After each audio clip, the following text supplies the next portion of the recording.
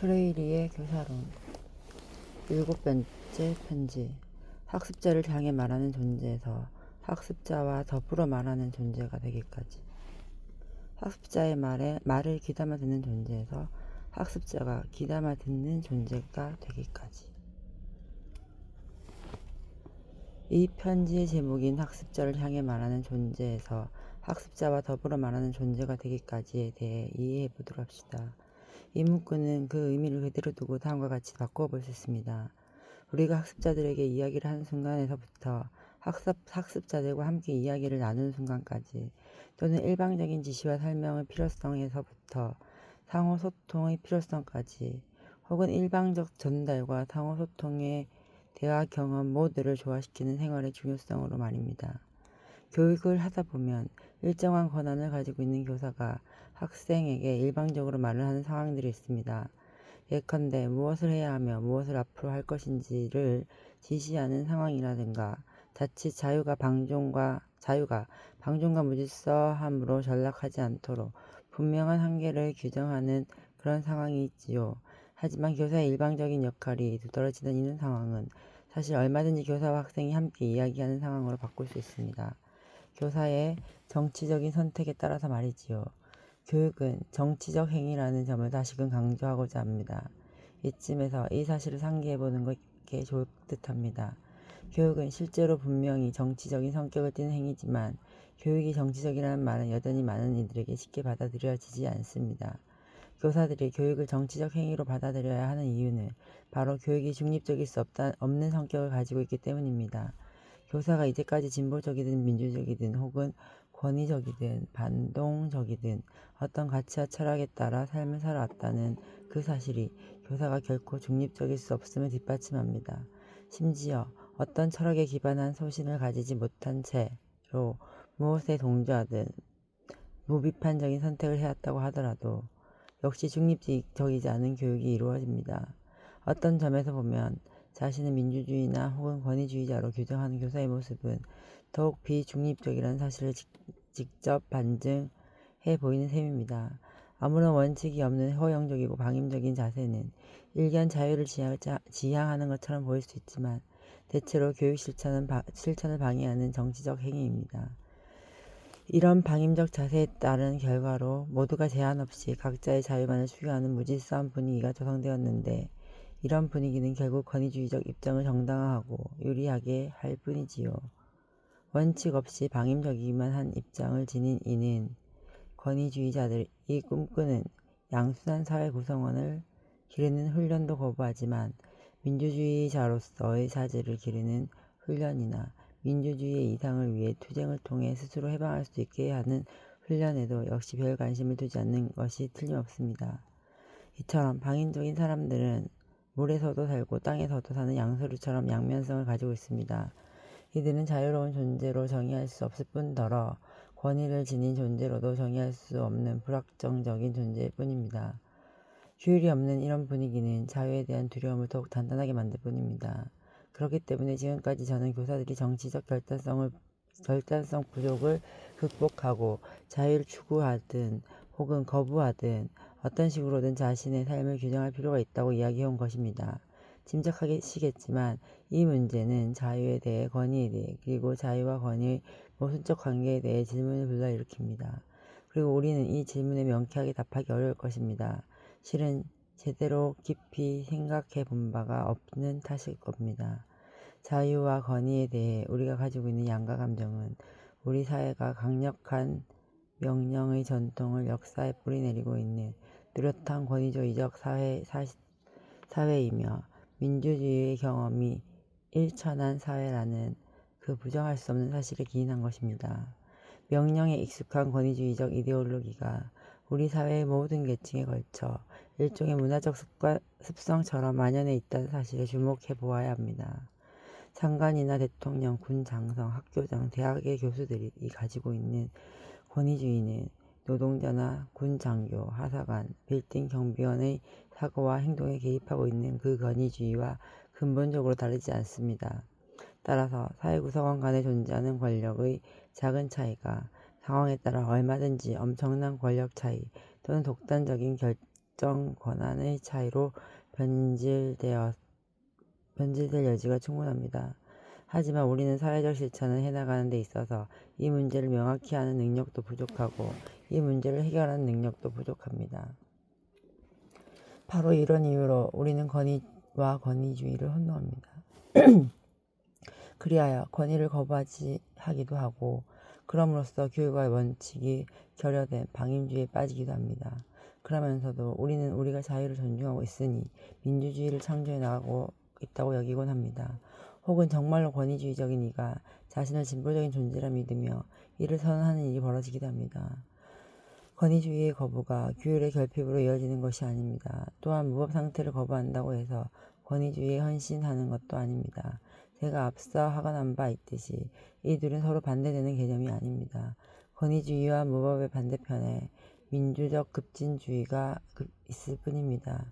이 점을 숙고하는 일이 이 편지의 주제를 명료하게 드러낼 줄 아는 것이라고 생각합니다. 만약 교사가 지속적으로 권위주의적인 태도를 취하는 경우라면 교사는 언제나 말을 이끌고 나가고 학생들은 교사의 말을 항상 수동적으로 듣고 있을 겁니다. 교사는 학습자들을 향해 학습자들을 위해 학습자들에 대해 말하고 있을 것입니다. 자신이 말하는 것이 진리이며 그것이 올바른 것이라는 점을 강조하며 아주 샅샅이 구석구석 모든 것에 대해 말하고 있을 것입니다. 설령 학습자들과 함께 이야기를 나눌 때에도 마치 학생들에게 호의를 베푸는 것처럼 하며 자신의 목소리는 힘이 있고 중요하다는 점을 강조하고 있을 것입니다. 이는 민주적인 교육자들이 학습자들과 함께 이야기를 나누는 방식과는 다릅니다. 심지어 학습자들을 향해 말을 하는 때에도 민주적인 교육자들은 그런 방식으로 말하지 않습니다. 권위주의적인 교육자들은 학생들이 자신의 말을 따르지 않는지 파악하며 학생들을 평가하는 데 몰두합니다. 학습자들이 자유를 위해 부단히 투쟁할 줄 아는 이미 훈련된 비판적 주체인 경우라 할지라도 학습자들의 소양만으로는 권위주의적인 교육자를 움직이지 못합니다. 한편 방임적인 태도로 어떤 일이 일어나든 그대로 두고 보겠다 하는 입장을 취하는 교육자는 학습자들을 방치하고 버린 셈이며 권위주의적인 교육자들과 마찬가지로 학습자들을 향해 혹은 학습자들과 더불어 이야기를 나누지 못하는 그 상태에서 더 나아가지 못합니다. 만약 교육자가 민주적인 태도를 선택하고 말과 실천의 간극을 좁힌다면 학습자들을 향해 그리고 학습자들과 함께 일상생활 가운데 비판적인 분석을 진중하게 계속해 나가면 이야기를 나누는 그 즐거운 일을 경험할 수 있을 겁니다. 비록 어려움이 따라 붙겠지만 말입니다. 그런 교육자는 알고 있습니다. 대화는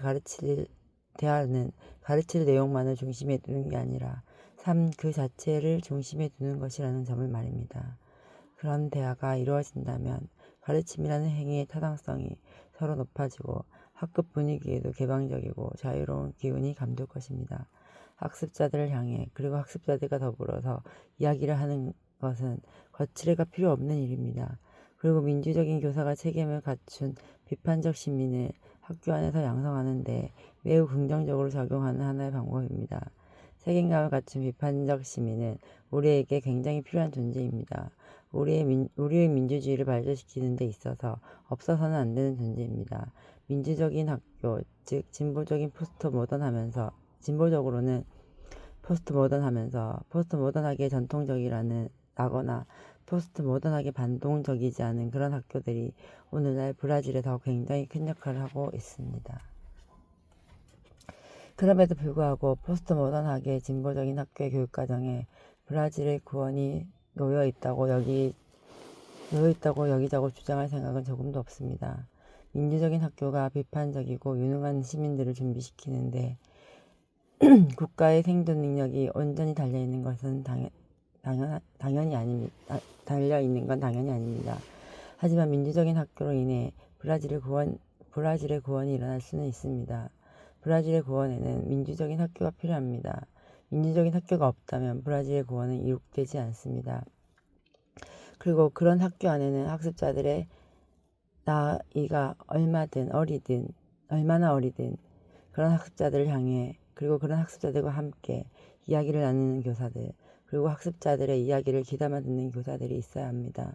학습자들은 그런 교사의 말을 귀담아 듣게 됩니다. 민주적인 교사가 학습자들의 이야기를 귀담아 듣는 때에 교사는 학습자들로 하여금 교사의 말을 귀담아 들을 준비를 하는 셈입니다. 권위주의적인 교육자들이 용납하지 않는 바로 그 과정 중에 학습자들이 교사의 말에 귀담아 들을 준비를 하게 된다는 말입니다. 학습자들의 말에 귀담아 듣고 학습자들과 이야기를 나누며 학습해 나감으로써 민주적인 교사들은 학습자들 또한 교사의 말에 귀담아 듣도록 가르치게 됩니다. 학습자들의 이야기를 듣는 일과 학습자들로 하여금 교육자의 이야기를 듣도록 하는 문제의 권위주의적 입장과 방임적인 입장에 관해 앞서 말씀드렸던 사항을 적용해 볼 수 있습니다. 이 문제는 교육자들과 학습자들이 목소리를 낼 권리와 직결됩니다. 만약 교육자들과 학습자들이 말을 할 권리, 자신의 소신을 지닐 권리, 비판적인 이야기를 할 권리를 침해받는다면 민주주의를 완전하게 누릴 수 없으며 민주주의를 키워나갈 수도 없습니다. 그 권리를 보호하기 위한 싸움에 참여하지 못하는 경우도 마찬가지입니다. 이 또한 행동할 권리를 침해받는 일입니다. 하지만 규율과 원칙 없는 교실 상황에서 학습자들의 자유가 자멸할 수 있으므로 이를 막기 위해 일정한 제한이 필요한 것과 마찬가지로 교육자들과 학습자들이 그들의 목소리를 내는 데에는 일정한 윤리적 제한이 필요합니다. 부조리한 상황이 벌어지지 않도록 하기 위해서 말입니다. 의견을 표출하지 못하는 제약된 몸이 되게 하는 일이 비도덕적인 것처럼 진실을 조작하거나 거짓을 말하거나 타인을 속이거나 매도하는 의견을 표현하는 것 또한 비도덕적입니다. 소신을 밝힐 권리는 세상이나 타인에 대해 이해한 바에 대하여 무엇이든 말해도 되는 무제한적 권리가 아닙니다. 소신을 밝힐 권리는 어떠한 죄책감도 가지지 않은 채 거짓을 말하는 무책임한 태도에 적용할 수 있는 권리가 아닙니다. 거짓을 말하는 이는 자신이 바라고 계획하는 바에 호의적인 결과가 이어지기를 기대하며 거짓말을 합니다. 학교는 타인의 이야기를 경청하는 태도나 타인을 존중하는 태도와 같은 민주적 특성들이 서로 결합되고 생성되고 확장되는 공간으로 변모해야 합니다. 이는 필수적이고도 매우 시급한 과제입니다. 타인의 이야기를 경청하는 태도는 호의나 친절이 아닙니다. 의무이자 책임입니다. 변화된 학교가 갖춰야 하는 민주적 특성에는 다음과 같은 것들이 있습니다. 다수의 동의로 결정된 의견에 동조하지 못하는 소수가 의견을 표현하는 일을 억압하지 않고 존중하는 관용의 특성, 문제를 제기하고 비판하고 자유롭게 논쟁하는 특성, 다양한 공적인 사안을 교사 1인과 학생 1인 간의 관계에 국한된 사적인 일로 치부하지 않고 본질대로 공적인 일로 다루고 존중하는 특성 등이 바로 학교로서 갖추어야 하는 민주적 특성입니다. 요즘 우리 주변에서 함부로 낭비되고 있는 자원들을 살펴보면 그런 범위와 정도가 도저히 믿기 어려운 수준입니다. 신문이나 텔레비전 뉴스만 보더라도 우리는 병원의 초고가 기기 200만 대가 사용되지 않아 버려지고 있다는 등의 사실을 접하게 됩니다. 기기들이 부실하게 만들어져 사용 연한이 채 되기도 전에 기능을 하지 못해 폐기 처분되어 버려지는 것입니다. 수백만 개에 달하는 물건이 미궁 속에서 증발되어 버립니다. 만약 이러한 재앙에 책임이 있는 행정관료들이 처벌을 피할 수 없다면, 만약 그들이 이런 일을 막는 비용을 국가에 지불해야 하거나 교도소에 수감되어야 한다면 상황은 분명히 개선될 것입니다. 이런 이들에 대해 보통의 정치적, 교육적, 학교 상황에서 진행해 볼 수 있는 교육활동은 다름 아닌 토의활동일 겁니다. 부끄러운 줄도 모르고 일어나는 이런 사례들이 우리에게 무엇을 보여주는 것인지에 대해 교사는 학생들과 토의할 수 있습니다. 장기적인 관점에서 단기적인 관점에서든 횡령이 경제에 미치는 물적 영향에 대해서 그리고 이런 재앙과 같은 일이 우리에게 일어나는 윤리적인 손상에 대해서 토의할 수 있습니다. 우리는 반드시 우리 아이들에게, 즉 어떤 사람들에게 통계적인 자료를 제공해 주어야 합니다. 그리고 분명하고 단호하게 말해 주어야 합니다. 책상들을 망가뜨린다거나 분필을 부순다거나 음식을 낭비한다거나 벽을 더럽히는 행동은 학교에 대한 친밀감에 힘입어 어쩐지 대수롭지 않게 하게 된 행동이라고 해서 문제가 아닌 건 아니라는 점을 말입니다. 힘이 있는 사람들은 그렇게 하는데 나는 왜 그렇게 하면 안 되지? 힘이 있는 사람들은 남의 것을 훔치는데 왜 나는 그렇게 하면 안 되지? 힘 있는 사람들은 거짓말을 하는데 왜 나는 할 수 없지? 이런 말은 아주 옳지 않습니다. 민주적 가치와 윤리적 요구에 따르지 않고서는 어느 누구도 진정한 민주주의를 구현해내지 못합니다. 민주적 가치와 윤리적 요구에 따르지 않고서는 사회 구조를 급진적으로 변화시키고 생산과 개발에 대한 정치적 방향을 전환시키고 권력을 재구성하고 모든 이를 위한 정의를 실현하고 모든 권력자들이 부도덕하고 불이하게 얻는 것들은 폐기하는 그런 진정한 민주주의를 구현해낼 수가 없습니다. 사회의 상부 구조라는 이유로 가치나 윤리를 충분히 고려하지 않고 명확히 해두지 않은 채 투쟁적인 삶만 강조해 한 것은 기계론적 마르크스주의자들이 범했던 실수 중 하나였습니다. 기계론적 마르크스주의자들은 사회의 물적 토대를 급진적 개혁이 먼저 이루어지지 않으면 상부 구조에 해당하는 교육은 아무런 역할을 할 수 없다고 여겼습니다. 하지만 그런 변혁이 일어나기 전에 먼저 대중을 결집하고 움직이기 위한 이데올로기 선전이 완료되어 있어야 합니다.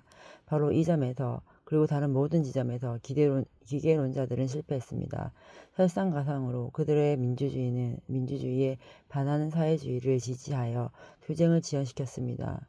우리의 권위주의적인 문화 관습에 뿌리 내려 있는 것과 상반되는 민주적 성향 중에는 타인을 존중하는 관용이라는 기질이 있습니다. 관용은 마치 십자가로부터 달아나는 마귀처럼 인종차별주의와 남성 우월주의 같은 것들이 달아나게 합니다. 진정으로 열린 학교나 개방적 분위기를 지향하는 학교 안에서라면 관용이라는 민주적 특성이 가장 먼저 인종차별주의와 남성 우월주의와 같은 권위주의적 경향성을 겨냥하게 해야 합니다. 민주주의를 부정하고 자유를 부정하고 다수와는 다르다 여겨지는 이들의 권리를 부정하고 인본주의까지 부정하는 그런 경향성 말입니다. 권위주의적 경향성을 겨냥하고 난 뒤에는 진보적이라 여겨지는 이들의 실전 속에서 모습을 드러내는 모든 형태의 반민주적인 경향성을 겨냥하여 그것의 정체가 무엇인지 밝힘으로써 그것이 이해받을 수 없는 모순임을 드러나게 해야 합니다. 예를 들어 진보적이라고 알려진 사람들이 말로는 사회적 약자 계층을 옹호하지만 실제로 자신의 가정에서는 아내와 아이들 위해서 군림하듯 강압적으로 행동한다면 이를 어떻게 변명할 수 있겠습니까? 여성의 목소리를 지키고 그것을 향한 관심을 지켜내기 위해 분투하는 여성이 실제로 자신의 집에서는 자신을 위해 물을 내오는 여성 요리사에게 고맙다는 말 한마디 제대로 하지 않으며 친구들과 대화할 때에는 그를 그 사람들 중 하나로 지칭한다면 이를 어떻게 변명할 수 있겠습니까? 민주주의를 구현하는 일은 진실로 어려운 과정입니다. 모든 꿈이 그런 것처럼 민주주의라는 꿈도 신령한 주문으로 이루어지는 것이 아니라 부단한 성찰과 실천을 통해야 이루어질 수 있습니다. 민주주의의 실현은 나는 민주주의자다. 나는 인종차별주의자나 남성주의자가 아니다. 라는 말에 달려있는 것이 아닙니다. 우리가 하는 행동에 달려 있습니다.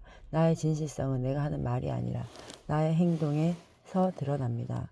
말과 행동의 차이를 줄이기 위해서 노력하다 보면 말한 것에 일치되도록 행동을 바꾸게 되는 것과 마찬가지로 행동한 것에 일치되도록 자신이 말한 것을 번복하는 것도 괜찮은 방법입니다. 일관성을 유지하는 일이 결국 새로운 선택을 낳을 수밖에 없는 것은 이 때문입니다. 말한 것과 행동한 것을 비교해 자신이 말은 진보적으로 하지만 실천은 권위주의적으로 하고 있다는 식의 불일치를 발견했을 때 때로는 고통스럽더라도 이런 자신의 모습을 성찰함으로써 자신의 이중성을 깨닫는다면 나는 계속 이렇게 있을 수 없으며 이런 내 모습에서 빨리 벗어나야겠다는 생각을 가지고 방법을 찾아 나서게 될 것입니다. 새로운 선택은 다음과 같은 선택지 속에서 이루어집니다. 내가 반동적 실천과 합치는 방식으로 나는 진보적인 생각과 논리를 바꾸거나 내가 말한 진보적 가치와 논리를 깊이 수용하여 행동을 민주적인 방식으로 변화시킬 수 있습니다. 마지막으로 제3의 선택지도 있습니다. 어떤 한정된 상황에서 말과 행동의 불일치를 먼저 드러내 밝히며 냉소주의를 취할 수도 있습니다. 민주주의가 우리 사회에 자리 잡을 수 있도록 노력하는 방법 중에는 사람들에 의해 흔히 언급되는 주장이나 개진될 가능성이 농후한 주장을 강하게 논박하는 것이 있습니다. 가령 현재의 이슈가 투표에 참여할 만큼 중요한 사안은 아니라는 주장이라든가 늘 그렇듯 정치판은 뻔뻔하고 창피스럽기만 하다는 주장이라든가 모든 정치인들은 다 똑같기 때문에 도둑질이라도 좋으니 무엇이든 하려는 사람에게 투표하려고 한다 라는 식의 주장을 접할 때 이들과 논쟁하기를 피하지 않는 것 말입니다. 그런 주장에 담긴 내용은 실제 현실과 다릅니다. 그런 주장을 내세우는 것도 정치에 관여하는 하나의 방식이기는 하지만 정치에 관여할 때 언제나 지켜나가야 할 만한 방식은 전혀 아닙니다. 우리를 이렇게 만드는 것은 정치 그 자체가 아닙니다. 단지 지금의 우리가 관련되어 있는 정치가 이런 종류의 정치의 따름입니다. 우리가 현재 관여하고 있는 정치는 과거 우리가 어렸을 때보다 분명히 훨씬 나아졌습니다. 그리고 꼭 그런 주장이 나오도록 행동하는 정치인들이 정부나 정당의 서로 다른 부분에 소속되어 있는 것도 아닙니다. 교육자로서 우리는 브라질의 민주주의와 온전한 번영을 위해 어떻게 기여할 것인가 하는 근본적인 물음을 외면할 수 없습니다. 그리고 그에 대해 우리가 감당해야 할 책임을 결코 외면할 수 없습니다. 교육자로서 우리는 정치인입니다. 우리가 교육할 때 우리는 정치에 참여합니다. 민주주의를 꿈꾼다면 학습자들의 이야기를 귀담아 듣고 그들 또한 우리의 이야기를 귀담아 들을 수 있도록 하기 위해 분투해 나갑시다. 우리가 학습자들을 향해 이야기하고 학습자들과 함께 이야기를 나누는 우리의 학교를 위하여 밤낮으로 분투해 나갑시다.